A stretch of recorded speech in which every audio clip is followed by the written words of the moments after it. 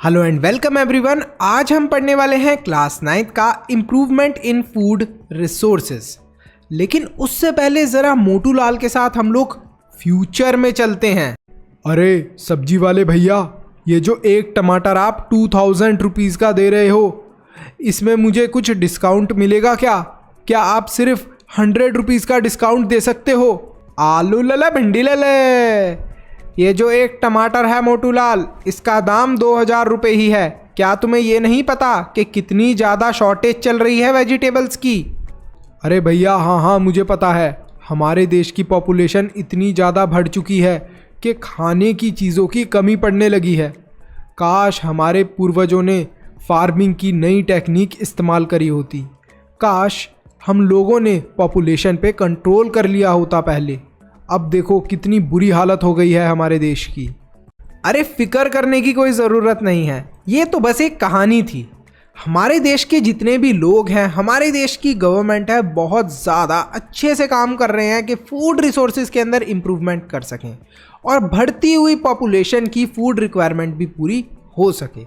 इस चैप्टर के अंदर भी हम पढ़ेंगे इन्हीं सारी चीज़ों के बारे में।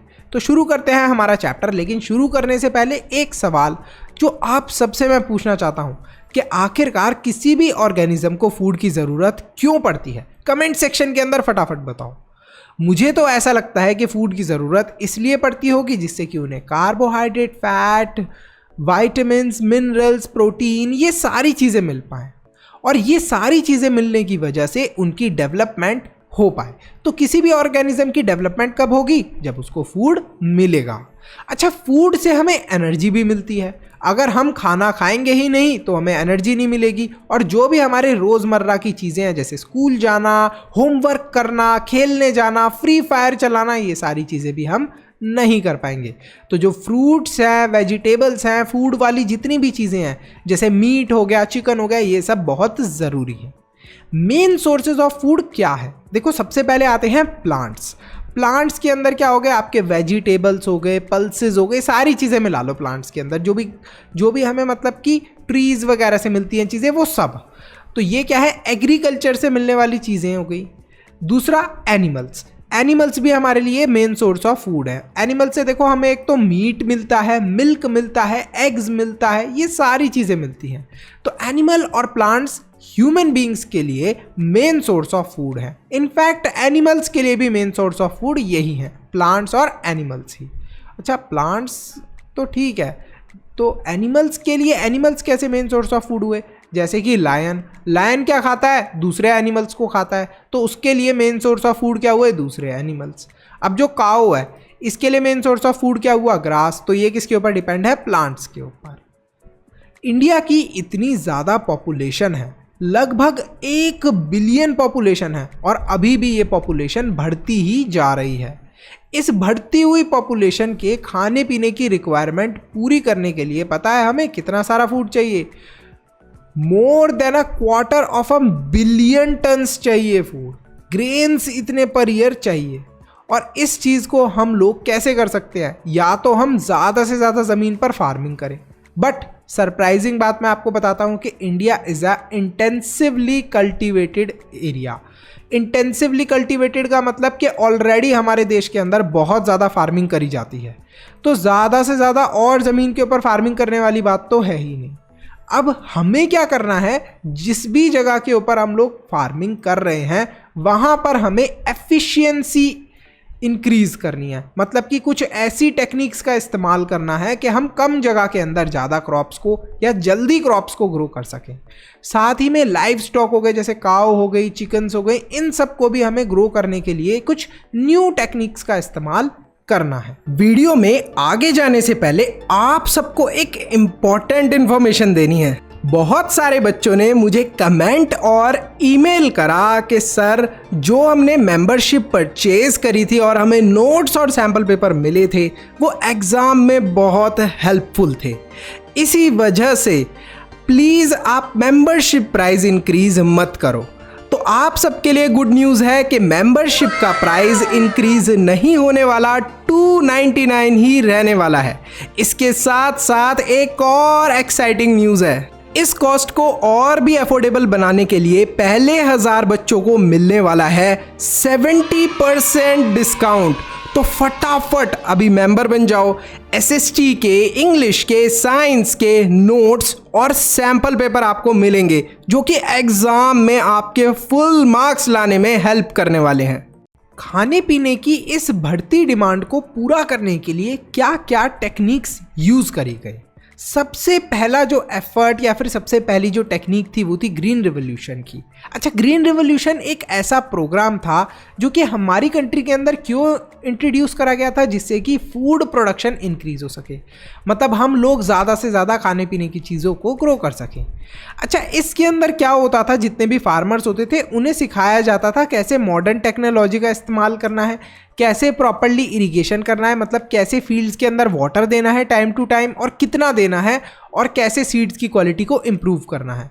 तो इस तरीके से हमारे जो फार्मर्स थे वो इंक्रीज कर पाए फूड प्रोडक्शन को, मतलब क्रॉप्स ज़्यादा से ज़्यादा ग्रो करने लगे। फिर आया वाइट रिवॉल्यूशन। वाइट रिवॉल्यूशन भी एक ऐसा प्रोग्राम था इंडिया के अंदर जहाँ पर उन लोगों को समझाया गया जो कि गाय या फिर भैंसों को पाला करते थे कि कैसे वो लोग मिल्क की प्रोडक्शन को इंक्रीज कर सकते हैं, मतलब ज़्यादा से ज़्यादा दूध निकाल सकते हैं एफिशिएंटली। तो ये चीज़ कैसे कर सकते हैं, ये सारी टेक्निक गवर्नमेंट ने उन्हें समझाई और इन्हें हम थोड़ी देर में टेक्निक्स को समझने भी वाले हैं। सबसे पहले बात करते हैं कैसे इंप्रूवमेंट आया क्रॉप यील्ड्स के अंदर। सबसे पहले क्रॉप्स हमें जनरली कितने टाइप के देखने को मिलते हैं, 4 टाइप के। एक होते हैं सीरियल क्रॉप, जैसे कि वीट, राइस, मेज, बार्ले, ये सब क्या होते हैं हमारे सीरियल क्रॉप्स। इनसे हमें कार्बोहाइड्रेट मिलता है। फिर आते हैं सीड्स।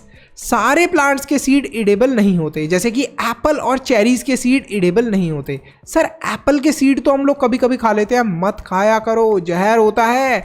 बहुत सारे एप्पल्स के सीड अगर तुमने खा लिए तो डेथ भी हो सकती है, मत खाना कभी भी एप्पल के सीड, ठीक है, जहरीले होते हैं। अच्छा, इडेबल जो सीड्स होते हैं सीरियल्स के, पल्सेस के और ऑयल सीड्स, वो कुछ हम खा सकते हैं। जैसे कि सनफ्लावर जो ऑयल हमें मिलता है वो किससे मिलता है, सनफ्लावर के सीड्स से। हम लोगों के घर पे जो सरसों का तेल होता है वो किससे मिलता है, सरसों से। सरसों is also a type of a seed.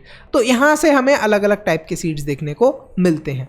फिर आते हैं पल्सेस। पल्सेस के अंदर क्या आती हैं, दालें, जैसे कि gram, pea, black gram, green gram, lentil, ये सारी चीज़ें आ जाती है ज़्यादातर। दालें हो गए, चने हो गए, वाइट वाले चने नहीं होते जो छोले भटूरे के अंदर हम लोग खाते हैं, वो वाले सारे आ गए।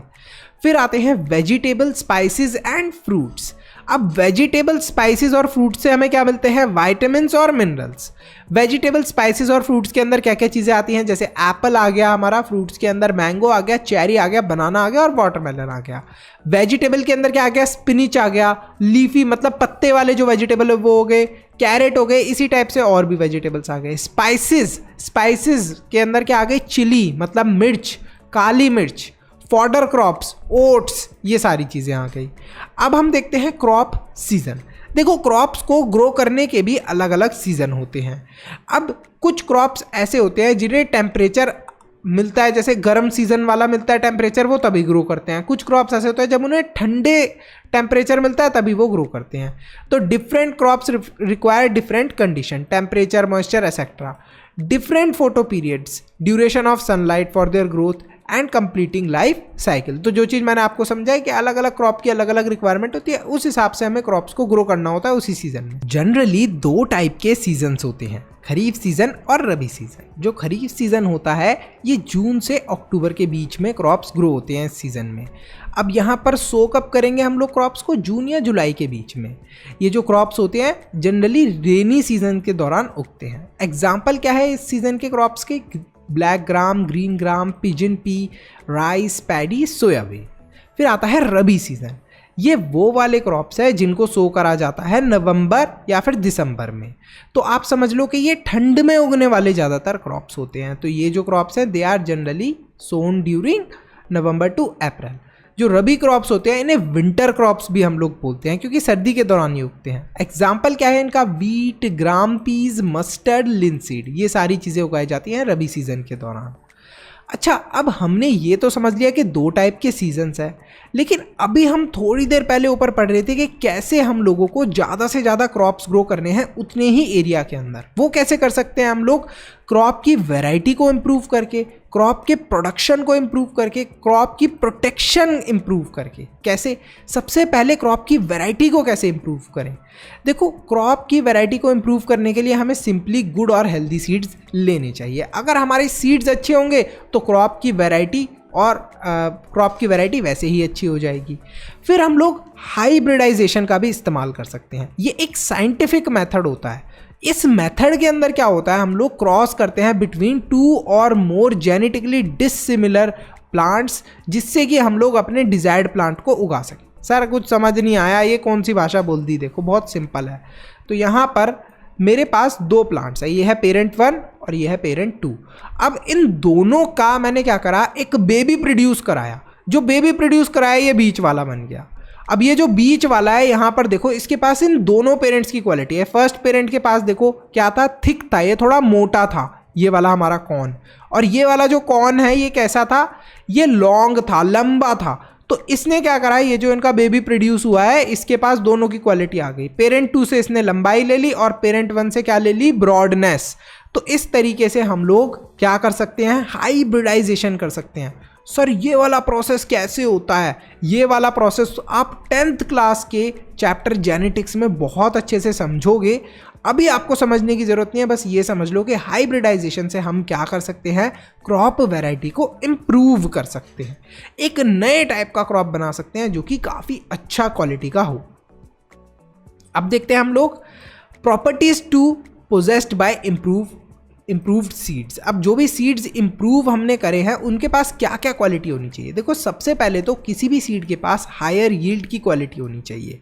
हायर यील्ड मतलब कि हम लोग अगर किसी सीड को कम से कम सीड अगर हम लोग एक जगह पे यूज़ करें और उससे से ज़्यादा क्रॉप्स ग्रो करें, तो ऐसा ना हो मान लो आपने 10 सीड्स लिए, उनको सो करा, तो उसमें से सिर्फ 5 ही सीड ग्रो हो रहे हैं। अगर हम 10 सीड्स को सो कर रहे हैं तो उसमें से कम 8 या 9 सीड्स तो ग्रो करें। तो इस टाइप के हमें सीड्स चुनने चाहिए। दूसरा, क्वालिटी अच्छी होनी चाहिए, मतलब ऐसे सीड्स हमें चुनने चाहिए जिनके जो क्रॉप्स हैं वो अच्छी क्वालिटी के ग्रो करें। बायोटिक और एबायोटिक रेजिस्टेंस होना चाहिए सीड्स के अंदर, मतलब अगर मान लो गर्मी हो जाती है, कभी बारिश हो जाती है, तो ऐसा ना हो कि सीड खराब हो जाए ज़्यादा बारिश की वजह से या गर्मी की वजह से। ऐसा सीड होना चाहिए जो कि गर्मी को भी थोड़ा सा टॉलरेट कर पाए और अगर बारिश हो रही है तो उसको भी सहन कर पाए। तो कैसा, बायोटिक और एबायोटिक रेजिस्टेंस सीड के अंदर होनी चाहिए। अच्छा, बायोटिक फैक्टर्स कौन से होते हैं? जो भी लिविंग चीज़ों वाले फैक्टर होते हैं, और एबायोटिक नॉन लिविंग वाले, जैसे एयर हो गया, वाटर हो गया, ये सब एबायोटिक में आते हैं। और biotic living things. Living things से रेजिस्टेंस कैसे, जैसे कि बैक्टीरिया वगैरह है, उससे हमारा सीड प्रोटेक्टेड रहे, तो हम लोग उसमें क्या करेंगे, बायोटिक फैक्टर्स को देखते हैं एक सीड के अंदर। फिर है वाइडर एडेप्टेबिलिटी, मतलब ऐसा सीड होना चाहिए, ऐसा हमारा सीड होना चाहिए कि अगर हम उसको कहीं भी किसी भी थोड़ी डिफरेंट कंडीशन में ग्रो करें तो वो आसानी से वहाँ पर ग्रो हो जाए, ज़्यादा उसको उगने में प्रॉब्लम ना आए। दूसरा, डिजायर्ड एर्गोनॉमिक ट्रेट्स मिले, मतलब कि जिस क्वालिटी का हमें चाहिए क्रॉप, उसी क्वालिटी का क्रॉप मिले उस सीड से। जैसे यहाँ पर आपने देखा कि हमारे पास किस टाइप का हमें क्रॉप मिल रहा था, यहाँ पर कॉर्न का, ये देखो लंबा और मोटा, तो ये ऑब्वियसली ये वाला बेटर है और इसको हम लोग सेल करेंगे तो ये बिकेगा भी ज़्यादा दाम पर। तो इस टाइप का हमारा क्या हो, हमारा डिजायर्ड एर्गोनॉमिक ट्रेट मिले हमें किसके अंदर, हमारे क्रॉप के अंदर। अब बात करते हैं क्रॉप प्रोडक्शन इम्प्रूवमेंट की। इस क्रॉप प्रोडक्शन इम्प्रूवमेंट के अंदर क्या क्या चीज़ें आती हैं, डिफरेंट प्रैक्टिसेस आती है जो कि फार्मर करते हैं। सबसे पहले न्यूट्रिशन मैनेजमेंट करते हैं फार्मर्स, फिर इरिगेशन, फिर क्रॉपिंग पैटर्न्स। सबसे पहले समझते हैं न्यूट्रिशन मैनेजमेंट। देखो क्रॉप्स को कितना न्यूट्रिशन देना है, कौन सा न्यूट्रिशन देना है। अगर क्रॉप को मान लो अगर हमने किसी न्यूट्रिशन की कमी रख दी तो वो क्रॉप अच्छे से ग्रो नहीं हो पाएगा। दूसरा, इरिगेशन मतलब कि क्रॉप को प्रॉपरली हमें पानी भी देना है। इस तरीके से हमारी क्रॉप प्रोडक्शन के अंदर इंप्रूवमेंट आ सकती है, मतलब अच्छे से क्रॉप ग्रो हो सकते हैं। फिर क्रॉपिंग पैटर्न्स, ऐसा नहीं है कि एक ही टाइप के क्रॉप्स एक ही टाइप की फील्ड पे आप ग्रो करे जा रहे हो। जैसे मान लो एक फील्ड है जहां पर सिर्फ और सिर्फ मैं वीट के ही क्रॉप्स उगा रहा हूं, मतलब वीट के क्रॉप्स कट हुए फिर दोबारा उगा दिए, फिर कट हुए फिर उगा दिए, तो इस चीज़ से पता है क्या प्रॉब्लम हो जाएगी, उस फील्ड के अंदर वो न्यूट्रिएंट्स की कमी हो जाएगी जिसकी वीट को ज़रूरत होती है, क्योंकि आप बार बार वीट को उगाए जा रहे हो, तो जो बार बार वीट उग रहा है वो बार बार उन न्यूट्रिएंट्स को लिए जा रहा है। तो इस वजह से हम ऐसा कर सकते हैं कि एक बार हम वीट उगा लें, फिर दूसरे सीजन में हम लोग कोई और क्रॉप उगा लें। इससे क्या होगा कि सॉइल के अंदर न्यूट्रिएंट्स की कमी नहीं आएगी।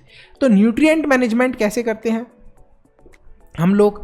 सबसे पहले कुछ एलिमेंट्स होते हैं जिनको हम लोग न्यूट्रिएंट्स बोलते हैं, जिनकी प्लांट्स को ज़रूरत पड़ती है ग्रो करने के लिए। जैसे एयर हो गई, कार्बन और ऑक्सीजन, इसके ऊपर हमारा कोई कंट्रोल नहीं है। वाटर, इसको हम कंट्रोल कर सकते हैं। और सॉइल के अंदर जो न्यूट्रिएंट्स होते हैं वो मेन न्यूट्रिएंट्स हम लोग थोड़ा बहुत कंट्रोल कर सकते हैं। तो सॉइल के अंदर क्या क्या होते हैं? Nitrogen, phosphorus, potassium, calcium, magnesium, sulphur, ये सब मैक्रो न्यूट्रिएंट होते हैं, मतलब सॉइल के अंदर ये ज़्यादा क्वांटिटी में होते हैं। माइक्रो मतलब जो कम क्वांटिटी में न्यूट्रिएंट्स होते हैं वो होते हैं iron, manganese, boron, zinc, copper, chlorine, ये सारे होते हैं। तो ये सारे जो माइक्रो न्यूट्रिएंट्स हो गए ये हैं, और मैक्रो ये हैं। मैक्रो मतलब जो ज़्यादा क्वांटिटी में प्रेजेंट है सॉइल में न्यूट्रिएंट्स, और माइक्रो मतलब जो कम क्वांटिटी में है। अब बात करते हैं मैन्योर और फर्टिलाइज़र की। मैन्योर और फर्टिलाइज़र क्या चीज़ें होती हैं?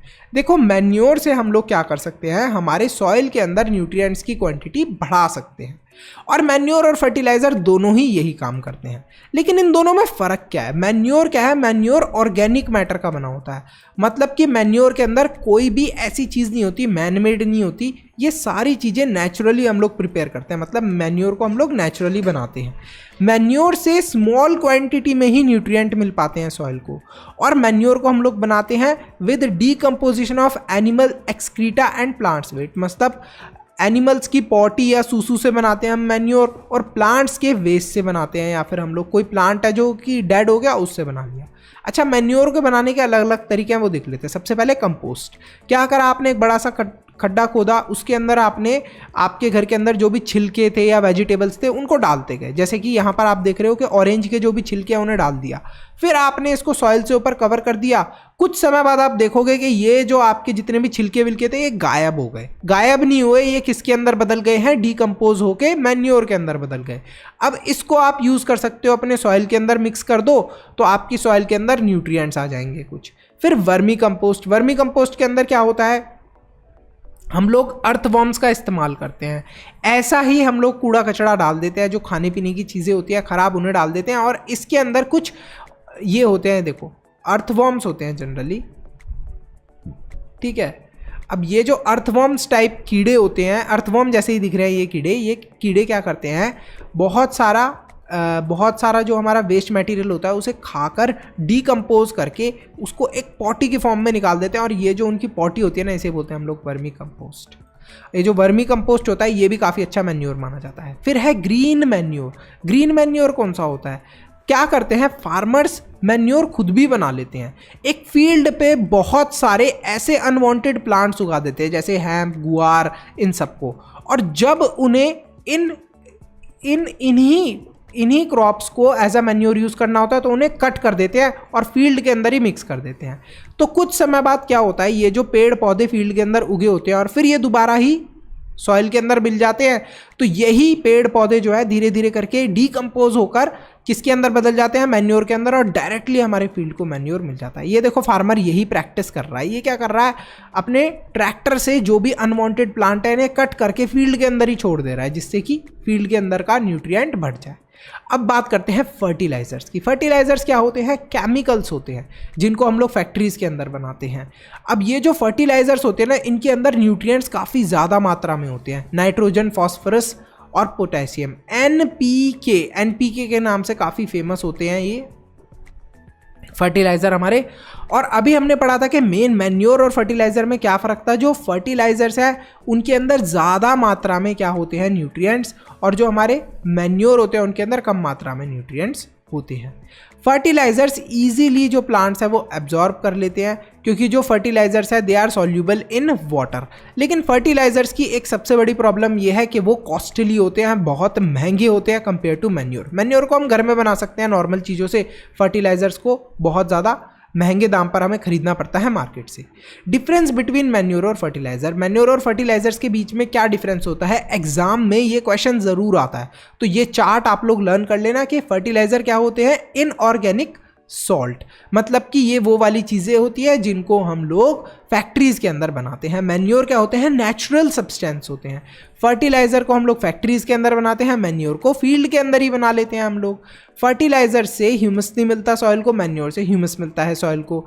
फर्टिलाइजर्स काफ़ी ज़्यादा रिच होते हैं in plant nutrients like nitrogen, phosphorus and potassium, जबकि मैन्योर जो होते हैं वो कम रिच होते हैं, मतलब उनके अंदर न्यूट्रिएंट्स की कमी होती है थोड़ी कंपेयर टू फर्टिलाइजर्स। अब बात करते हैं irrigation. What is irrigation? Irrigation एक प्रोसेस होता है जिस प्रोसेस के थ्रू हम लोग अपने फील्ड के अंदर पानी देते हैं। अच्छा, किसी ने ऐसे अपने स्कूल के पार्क वगैरह में देखा है पानी देते हुए, कुछ ऐसे गोल गोल सा घूमता रहता है और उससे पानी निकलता रहता है, तो ये इरिगेशन हम लोग बोलते हैं, to give water to the crops. अच्छा, अलग अलग मेथड्स है इरिगेशन के दो, एक तो होता है वेल्स वाला मेथड, एक होता है डग वेल और दूसरा होता है ट्यूब वेल। डग वेल मतलब कि कुएं जैसी जगह होती है और इसके अंदर पानी होता है, हम इसको खींचते हैं पानी को या तो रस्सी की हेल्प से, एनिमल्स की हेल्प से, और फिर अपनी फील्ड के अंदर डालते हैं। फिर है ट्यूब वेल्स। ट्यूब वेल्स के अंदर क्या करते हैं, एक बड़ा सा पाइप ज़मीन के अंदर हम लोग लगा देते हैं और फिर इस पाइप से हम लोग एक मोटर को कनेक्ट करते हैं और वो मोटर ज़मीन से पानी को ऊपर खींचकर फील्ड के अंदर हमारे डाल देती है। देखो ऐसा ही हो रहा है ट्यूब वेल्स के अंदर। अच्छा, ये जो पाइप होता है ना काफ़ी नीचे तक जाता है ज़मीन के। फिर आते हैं कनाल्स। कनाल्स क्या होते हैं, they get water from large river, बहुत बड़े बड़े जो रिवर्स होते हैं ना वहाँ से ये वाटर लेकर आते हैं, फिर आप यहीं से अपनी फील्ड के अंदर पानी ले सकते हो। फिर आता है रिवर लिफ्ट सिस्टम। देखो कैनाल्स की तरह ही है रिवर लिफ्ट सिस्टम, बस थोड़ा सा इसके अंदर डिफरेंस है। क्या डिफरेंस है, इस सिस्टम के अंदर जो वाटर है वो रिवर से ही आता है, ठीक है, लेकिन यहाँ पर हम लोग क्या यूज़ कर रहे हैं, देखो आर्टिफिशियल मेथड्स का यूज़ कर रहे हैं, जैसे पाइप वगैरह लगाया, मोटर का इस्तेमाल करा। लेकिन कैनाल्स के अंदर क्या हो रहा था, हमने खुद ज़मीन के अंदर ही गड्ढा करके चीज़ें बनाई थी, यहाँ पर कोई पाइप या मोटर का इस्तेमाल नहीं हो रहा था। फिर आते हैं टैंक्स। टैंक्स क्या होते हैं, स्मॉल स्टोरेज रेजर्वोयर्स। आपके घर पर ऐसे टंकी लगी हुई है या नहीं लगी हुई, कमेंट करके बताना, सबके घर पे होती ही होती है। ये भी हम लोग यूज़ करते हैं टू स्टोर वाटर। फिर है रेन वाटर हार्वेस्टिंग। ये भी एक तरीका है जिससे हम लोग वाटर को हार्वेस्ट करते हैं। सर रेन वाटर हार्वेस्टिंग के अंदर क्या होता है, जैसे आपकी छत पे बारिश का पानी जमा हो गया, उस पानी को आप एक टैंक के अंदर कलेक्ट कर लो और फिर उस पानी से आप अपने प्लांट्स के अंदर वाटरिंग कर सकते हो, या फिर उस पानी का इस्तेमाल करके आप घर में भी यूज़ कर सकते हो। तो ये थे अलग अलग इरिगेशन के मेथड। ऐसी जगहें जैसे राजस्थान वगैरह जैसे होगी, वहाँ पर रेन वाटर हार्वेस्टिंग काफ़ी पॉपुलर है। लोग बारिश के पानी को काफ़ी संभाल कर रखते हैं, क्योंकि उस पानी की मदद से फिर वो अपनी फील्ड्स को जो भी पानी वगैरह है वो दे सकते हैं। अब देखते हैं हम लोग क्रॉप पैटर्न को। डिफरेंट क्रॉप पैटर्न्स का इस्तेमाल करके हम लोग मैक्सिमाइज कर सकते हैं प्रोडक्शन फ्रॉम क्रॉप फील्ड्स। मतलब एक फील्ड पे जहाँ पर हम क्रॉप्स ग्रो कर रहे हैं, सिर्फ डिफरेंट क्रॉप पैटर्न्स का इस्तेमाल करके हम ज़्यादा से ज़्यादा क्रॉप्स को ग्रो कर सकते हैं। अब डिफरेंट पैटर्न्स क्या है, सबसे पहला है मिक्स्ड क्रॉपिंग, दूसरा इंटर क्रॉपिंग, तीसरा क्रॉप रोटेशन। सबसे पहले मिक्स्ड क्रॉपिंग देखते हैं। देखो मिक्स्ड क्रॉपिंग के अंदर हम लोग क्या करते हैं, दो या दो से ज़्यादा क्रॉप्स को एक ही सेम पीस ऑफ लैंड पे ग्रो करते हैं और वहाँ पर हमारे क्रॉप्स जो होते हैं काफ़ी ज़्यादा मिक्स्ड होते हैं। जैसे कि वीट मस्टर्ड हो गया, ग्राउंड वाटर हो गया, ग्राउंड नट हो गया और सनफ्लावर हो गया। ग्राउंड वाटर नहीं है, ग्राउंड नट है, ग्राउंड नट एंड सनफ्लावर। फिर है इंटर क्रॉपिंग। इंटर क्रॉपिंग के अंदर क्या होता है, दो या फिर दो से ज़्यादा क्रॉप्स को हम लोग ग्रो करते हैं सेम फील्ड के अंदर, लेकिन एक डेफिनेट पैटर्न होता है। देखो यहाँ पर डेफिनेट पैटर्न है, जैसे कुछ रोज़ के अंदर हम लोग क्या ग्रो करेंगे, सोयाबीन, कुछ रोज़ के अंदर हम लोग क्या ग्रो करेंगे, मेज़ को। तो एक डेफिनेट पैटर्न हम लोग लेके चलते हैं यहाँ पर। फिर है क्रॉप रोटेशन। देखो क्रॉप रोटेशन क्या है, क्रॉप रोटेशन के अंदर सिंपली क्या करा है, जैसे हमने एक सीज़न के अंदर फॉर एग्जांपल हमने एक वीट को ग्रो करा, तो दूसरे सीज़न के अंदर हम उसी सॉइल के अंदर किसी दूसरे क्रॉप को ग्रो करेंगे, वीट को ग्रो नहीं करेंगे। अच्छा, ऐसा क्यों कर रहे हैं हम लोग, जिससे कि जो न्यूट्रिएंट्स हैं वो सॉइल के ख़त्म ना हो। जैसा मैंने अभी आपको थोड़ी देर पहले ऊपर बताया भी था कि एक ही सेम क्रॉप को अगर आप एक ही फील्ड पे ग्रो करते रहोगे तो उसके जो जितने भी न्यूट्रिएंट है वो ख़त्म हो जाएंगे। इसलिए हमें बार बार अलग अलग टाइप के क्रॉप्स ग्रो करने चाहिए। एडवांटेज क्या है क्रॉप रोटेशन का? एक तो सॉइल की फर्टिलिटी रहती है, दूसरा पेस्ट और वीड्स भी कंट्रोल में रहते हैं, और बहुत सारे क्रॉप्स को हम लोग ग्रो कर सकते हैं इन succession with only one soil preparation. सिर्फ एक सॉइल की प्रिपरेशन से बहुत सारे हम लोग अलग अलग टाइप के क्रॉप्स को ग्रो कर सकते हैं। तो यहाँ पर काफ़ी इंटरेस्टिंग तरीका है ये।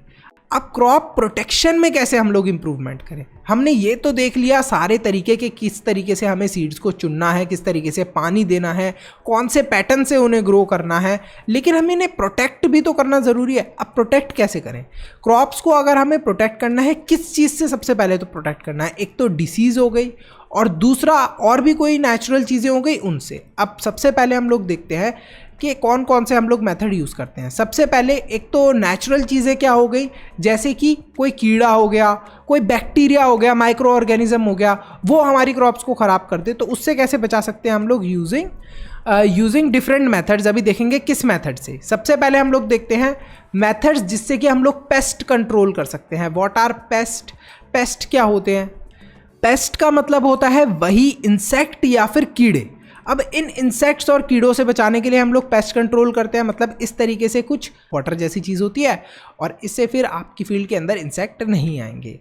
नेक्स्ट है स्टोरेज ऑफ ग्रेन्स। दूसरी चीज़ हमें किस पे ध्यान देना है जिससे हम लोग अपने क्रॉप्स को प्रोटेक्ट कर सकते हैं, वो है कि हम लोग उसे सेफ जगह पर स्टोर करें। सबसे पहले पेस्ट कंट्रोल की बात करते हैं।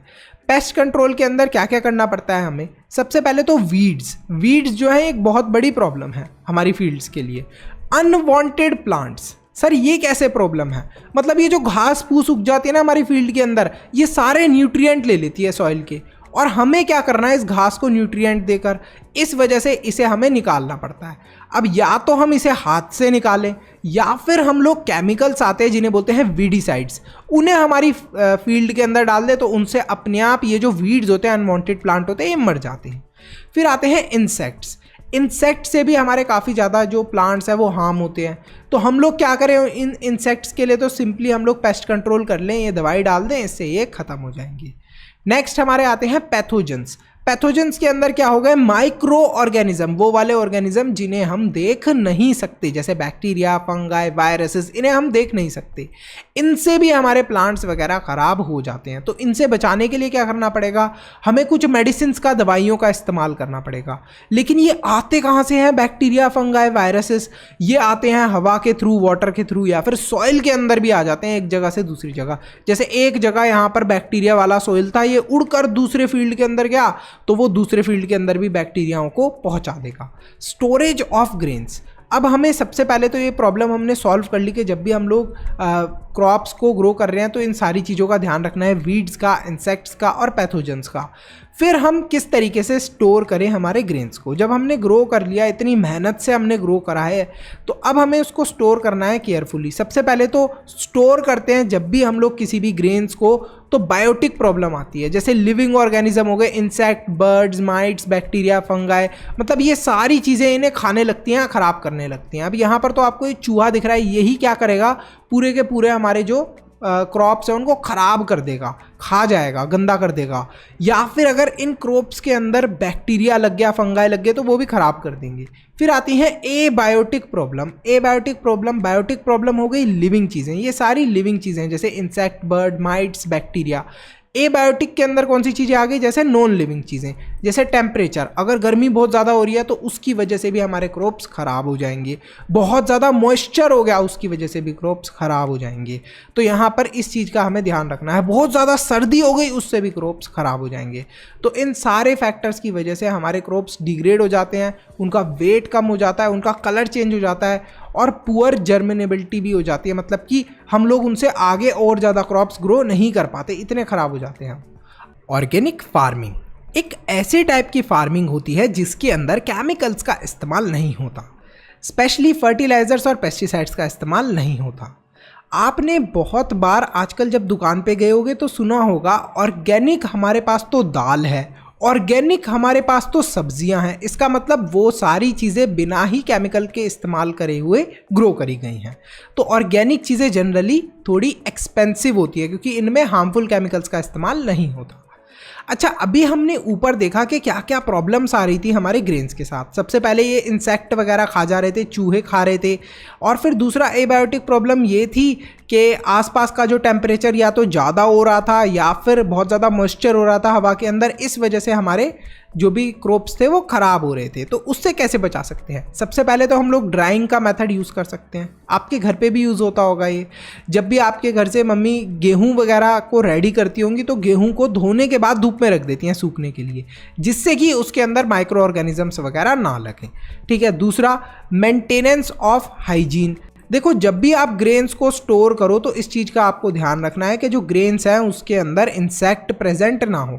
मान लो एक ग्रेन है आपके पास और उसके अंदर ऑलरेडी इंसेक्ट प्रेजेंट है और उसको आपने स्टोर कर दिया और ग्रेन्स के साथ, तो जितने भी ग्रेन्स होंगे सबके अंदर वो इंसेक्ट चले जाएंगे और सबको खराब कर देंगे। तो इस चीज़ का आपको ध्यान रखना है। जहाँ पर भी आप स्टोर करो अपने ग्रेन्स को, वहाँ पर ध्यान रखो कि छत वगैरह के अंदर कोई छेद ना हो, दीवार के अंदर छेद ना हो, जो फ्लोर है वो भी कंप्लीटली अच्छे से साफ़ सुथरा हो। ऐसा ना हो कि कहीं से भी चूहे वूहे के आने की जगह हो। छत वगैरह में होगी तो वहाँ से चूहा आ जाएगा, दीवार में छेद होगा वहाँ से आ जाएगा। तो इस चीज़ का ध्यान रखना है। दूसरा, माइक्रो ऑर्गेनिज्म से बचाने के लिए आप कौन सा प्रोसेस कर सकते हो? फ्यूमिगेशन। फ्यूमिगेशन में क्या होगा कि जितने भी कीड़े वगैरह होंगे, छोटे छोटे माइक्रो ऑर्गेनिजम्स होंगे, वो ऑलमोस्ट ख़त्म हो जाते हैं फ्यूमिगेशन के प्रोसेस से। देखो, इस तरीके से धुआं सा होता है, उससे हम लोग फ्यूमिगेट कर देते हैं पूरे रूम को, जहाँ पर भी हमें ग्रेन्स रखने हैं उसे। फिर स्टोरेज डिवाइस, जहाँ पर भी आप स्टोर कर रहे हो अपने ग्रेन्स को, उसको प्रॉपर्ली उस जगह को क्लीन करना है, ग्रेन्स को ड्राई करना है। और फिर हमें गनी बैग्स के अंदर, मतलब कि ऐसे थैले वगैरह के अंदर, देखा ना आपने, इसको बोलते हैं गनी बैग, इसके अंदर स्टोर करना है। ठीक है। और एयर टाइट जगह का हम लोग कोशिश करें ऐसी जगह हो जहाँ पर एयर टाइट हो, जहाँ पर हवा वगैरह ना आए। अच्छा, हवा क्यों ना आए? क्योंकि हवा के थ्रू ही माइक्रो ऑर्गेनिज्म या फिर बैक्टीरिया ये सब आते हैं। तो अगर हवा नहीं आएगी, ऐसी जगह पर हवा नहीं लगेगी, तो वो ख़राब नहीं होंगे ग्रेन्स जल्दी। अब बात करते हैं एनिमल हस्बेंड्री की। एनिमल हस्बेंड्री क्या होता है? हम लोग एनिमल्स को पालते हैं उनसे यूज़फुल प्रोडक्ट लेने के लिए, उसे ही बोलते हैं एनिमल हस्बेंड्री।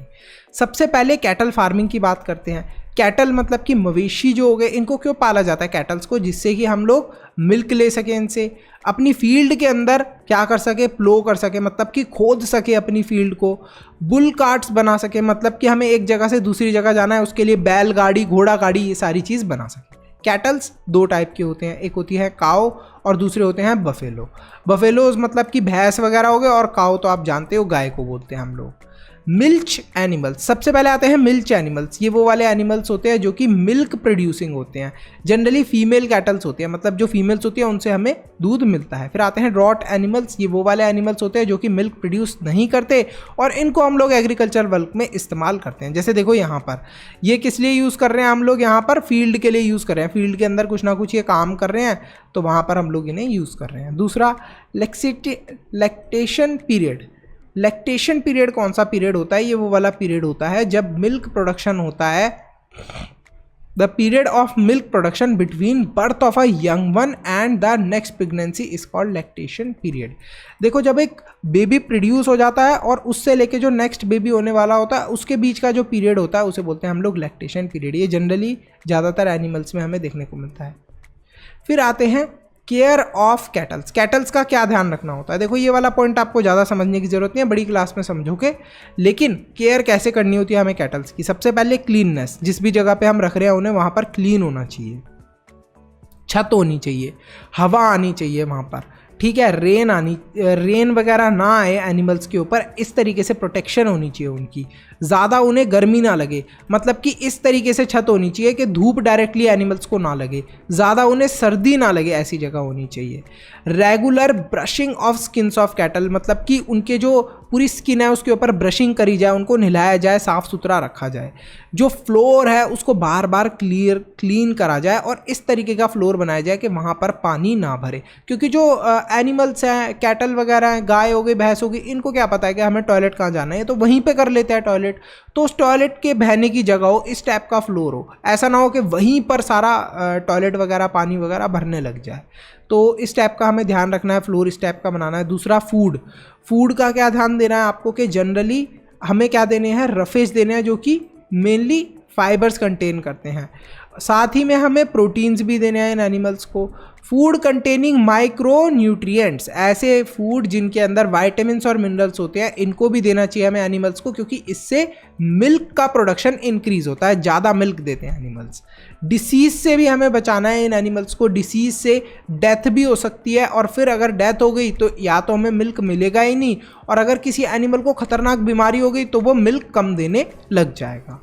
पैरासाइट्स क्या होते हैं? स्मॉल ऑर्गेनिजम्स होते हैं जो कि अंदर रहते हैं हमारी बॉडी के, या फिर बाहर रहते हैं। अच्छा, पैरासाइट का एक बहुत अच्छा एग्जाम्पल है, आपने देखा होगा, मच्छरों को आते हैं हमारे शरीर से खून पीकर चले जाते हैं। तो ये क्या है, हमारी बॉडी से ही खाना पीना अपना डिराइव करते हैं। External parasite on skin of cattle cause skin disease.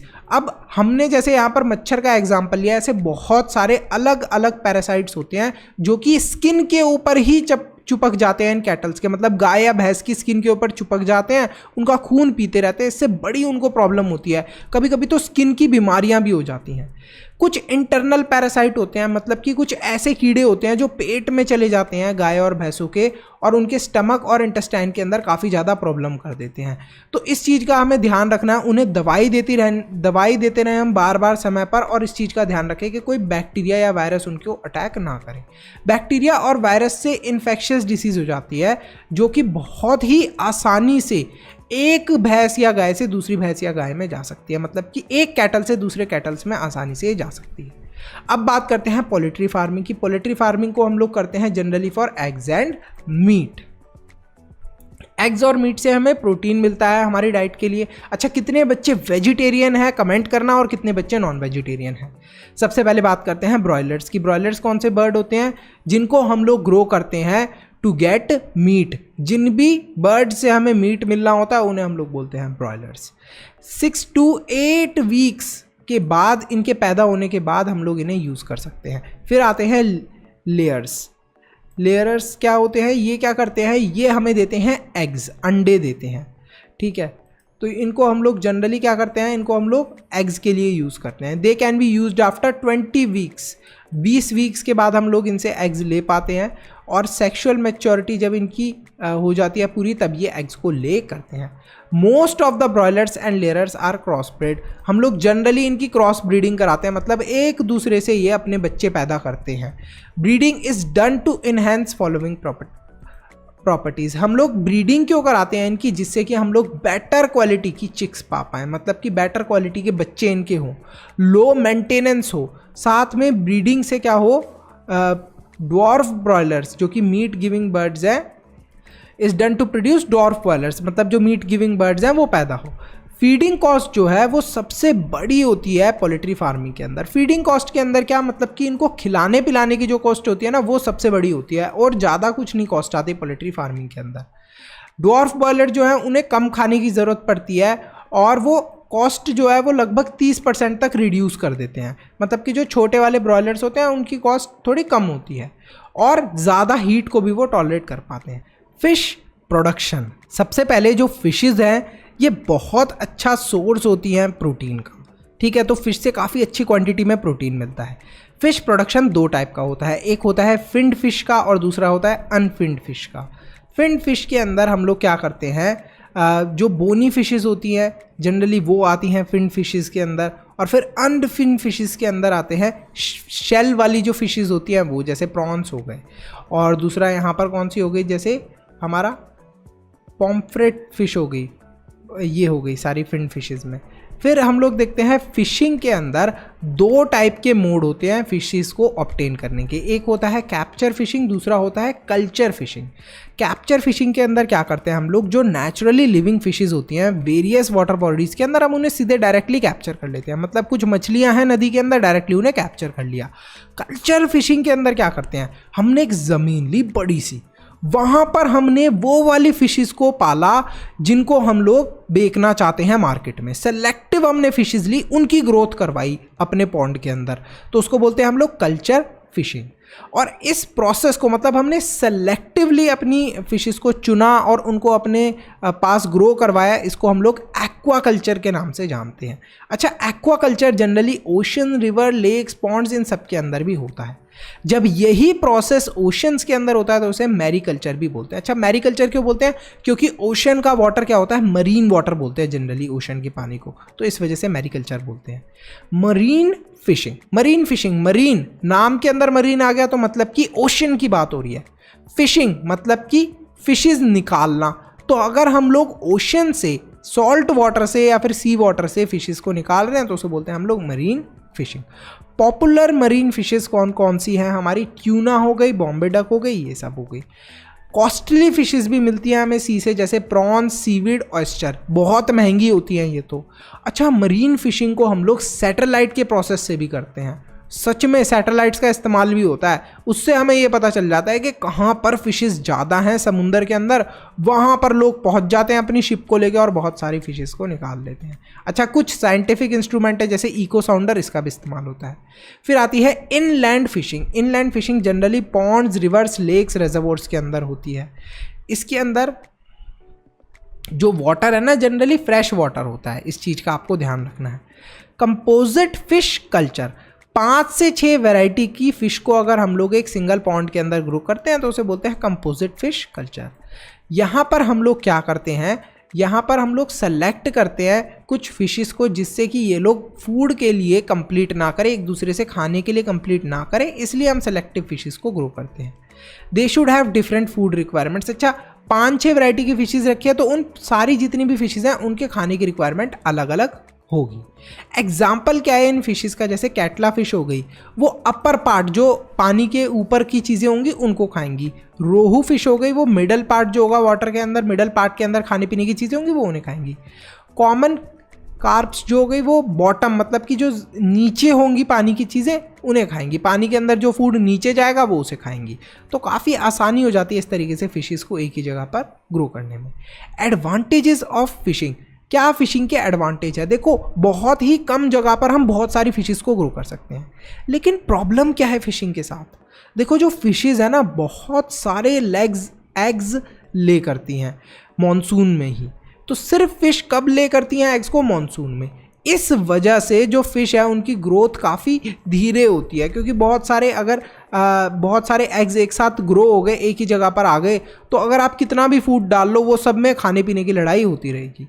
इस वजह से हम लोग हार्मोन्स का इस्तेमाल करते हैं। हार्मोन्स क्या हैं क्या नहीं होते, बस ऐसे समझ लो, कुछ केमिकल्स होते हैं जो हम फिश को दे देते हैं, जिसकी वजह से जो फिश है वो एग्स मॉनसून से पहले ही ले कर देती है या मॉनसून के बाद ले करती है। तो इस तरीके से हम लोग फिश को किसी भी टाइम पे रिप्रोड्यूस करवा देते हैं हार्मोन्स की हेल्प से। हार्मोन्स के बारे में आप क्लास 10th में बहुत अच्छे से समझोगे, मैंने वीडियो ऑलरेडी बनाया हुआ है और द ग्रेट खली का राज भी है हार्मोन्स वाले वीडियो में। अब देखते हैं बी कीपिंग। क्या लोग सच में मधुमक्खियों को भी पालते हैं? अगर काट लिया तो क्या होगा? सब देखेंगे अभी हम इस टॉपिक के अंदर। देखो, सबसे पहले बी कीपिंग लोग करते क्यों हैं, इनका ध्यान क्यों रखते हैं, इनको इतना संभाल के क्यों रखते हैं बीज को, जिससे कि क्या मिल सके लोगों को? हनी और वैक्स। बहुत सारे फार्मर्स बी कीपिंग को as additional small income use करते हैं, मतलब कि थोड़ा अलग से पैसा कमाने का तरीका होता है फार्मर्स का। कुछ लोग जो कि प्रॉपरली बी कीपिंग करते हैं वो बड़े बड़े बिग फार्म्स बना देते हैं जहाँ पर सिर्फ मधुमक्खियों को पालते हैं। अब ये जो बीज होती है ना, इनसे बचने के लिए कि उन्हें काट वाट ना ले, कुछ लोग सूट पहन लेते हैं या फिर कुछ ऐसी वेराइटीज़ ऑफ बीज होती हैं जो काटती नहीं है। तो एपियरीज बोलते हैं हम लोग बी फार्म को, या फिर बी फार्म भी बोल देते हैं। एपियरी क्या होता है? एपियरी के अंदर हम लोग क्या करते हैं, बहुत सारे ऐसे, ये देखो यहाँ पर ये अंकल जी ने क्या करा है, आप ध्यान से देखो, इन अंकल जी ने ऐसा कुछ आर्टिफिशियल सा क्या बनाया है, मधुमक्खी का छत्ता, और बहुत सारे ऐसे डब्बे रख दिए हैं जहाँ पर मधुमक्खियाँ हैं। अब यहाँ पर ये हनी को कलेक्ट कर देंगी और अंकल ने अपने मुंह को पूरा प्रोटेक्ट करके रखा है कि कोई मक्खी इन्हें काट ना ले। अब इन अंकल जी ने हाथ में तो कुछ पहना नहीं है, तो यार इन्हें यहाँ पर नहीं काट लेंगी, पता नहीं, अंकल जी मतलब खतरों के खिलाड़ी हैं। तो यहाँ पर बहुत सारे आप ऐसे बीहाइव्स को सेट कर सकते हो सिस्टमेटिक मैनर से। यहाँ पर जितनी भी मक्खियाँ हैं वो आएंगी बी हाइव्स के अंदर, मतलब इस छत्ते के अंदर आएंगी और अपना हनी कलेक्ट कर देंगी। मैक्सिमम पोलन और नेक्टर कलेक्शन यहाँ पर हो जाएगा। सम कॉमन इंडियन वेराइटीज़, जो इंडियन वेराइटी हैं कुछ हनी बीज की, वो कौन कौन सी हैं? एक तो फ्लोरल जिसको हम लोग लिटिल बी बोलते हैं, दूसरा इंडिका जिसे इंडियन बी बोलते हैं। तो इस तरीके से हमारी कॉमन इंडियन वेराइटीज़ ये हैं। लेकिन एक इटालियन वैरायटी है बी की जिसको बोलते हैं मेलिफिना। मेलिफिना वैरायटी की जो बी होती है इसको काफ़ी ज़्यादा इंडिया में इस्तेमाल करा जाता है। देखो सबसे पहले इसके एडवांटेज क्या है, इस वाली बी की वैरायटी को क्यों यूज़ करा जा रहा है? बिकॉज एक तो बहुत ज़्यादा ये हनी देती है, दूसरा बहुत जल्दी ये हनी को बनाती है, मतलब ज़्यादा भी दे रही है जल्दी भी दे रही है हनी, और साथ में स्टिंग भी बहुत कम करती है, मतलब कि काटती भी बहुत कम है, और ज़्यादातर समय ये अपने छत्ते के अंदर रहना ही पसंद करती है। मतलब बीहाइव जो होता है जिसको मधुमक्खी का छत्ता बोलते हैं उसी में ये ज़्यादातर समय रहती है। हनी मिलता है हमें बीज से, ये जो बीहाइव है इन्हीं से हमें हनी मिलता है। अब ये जो हनी है, हनी कैसा होता है? स्वीट डेंस लिक्विड, मतलब गाढ़ा गाढ़ा होता है, लिक्विड जैसा मीठा मीठा। हनी को मेडिसिन के अंदर भी इस्तेमाल करा जाता है, कभी कभी तो शुगर की जगह भी इस्तेमाल करा जाता है। हनी एक बहुत अच्छा सोर्स ऑफ एनर्जी है। आप में से कितने बच्चों ने हनी खाया है? मुझे तो बहुत टेस्टी लगता है। अब बारी आती है पेस्चरेज की। देखो हनी बीज कैसे बनाती है, मैंने अभी बताया ना आपको, मधुमक्खी मतलब कि वो किसके पास जाती है? फ्लावर्स के पास जाती है, वहीं से तो सारी चीज़ें कलेक्ट करती हैं। तो यहाँ पर जो पेस्चरेज है, मतलब कि जो हमारे फ्लावर्स हैं, अवेलेबिलिटी ऑफ फ्लावर्स है, वो बीज के लिए होना ज़रूरी है। अगर उन्हें फ्लावर्स मिलेंगे ही नहीं तो वो हनी नहीं बना पाएंगी। और यही क्वालिटी और अवेलेबिलिटी ऑफ फ्लावर्स जो होती है, मतलब कि किस क्वालिटी के फ्लावर्स हैं उसी क्वालिटी का हमें हनी भी देखने को मिलता है। जैसे कि flora produce nectar and pollen of different types such as almond honey of Kashmir is very tasty. तो कश्मीर के अंदर आलमंड हनी बहुत ज़्यादा पॉपुलर है क्योंकि वो जनरली डिफरेंट टाइप के फ्लावर से हनी भी बनाती है। तो जिस टाइप का फ्लावर होगा उसी टाइप का हमें हनी भी देखने को मिलेगा। अगर फ्लावर होगा ही नहीं तो हनी बी को काफ़ी ज़्यादा प्रॉब्लम आने वाली है हनी बनाने में, शहद बनाने में। तो यहीं पर हमारा चैप्टर खत्म होता है। काफ़ी लंबा चैप्टर था लेकिन हमने डिटेल में समझ लिया। अगर आपको इस चैप्टर के सैम्पल पेपर चाहिए, मतलब इंपॉर्टेंट क्वेश्चन, देखो ये चैप्टर स्कोरिंग है, ज़्यादा मार्क्स का है, तो इस चैप्टर के सैम्पल पेपर को अगर आपने लगाया तो बहुत अच्छा होने वाला है आपके एग्जाम के लिए। फिजिक्स केमिस्ट्री बायो की तरह बहुत ज़्यादा इसमें दिमाग नहीं लगाना, बस सिंपली चीज़ों को समझना है और सैम्पल पेपर सॉल्व कर लेना है, तो आपके मार्क्स अच्छे अपने आप आ जाएंगे। दूसरा नोट्स, ये चैप्टर बहुत बड़ा है तो इसके नोट्स अगर आपके पास होंगे तो बहुत बेटर है। एग्जाम टाइम पे सिंपली आप अपने फ़ोन के अंदर ओपन कर सकते हो या फिर लिख सकते हो नोट्स को। लेकिन ये सारी चीज़ें मिलेंगी कैसे? सब्सक्राइब के साथ में ज्वाइन के बटन पर क्लिक करके आपको मेंबर बनना है। तो see you in the next video. फटाफट वीडियो को लाइक करो, चैनल को सब्सक्राइब करो और ऐसे ही और वीडियोस मन्नू के ज्ञान के देखते रहो।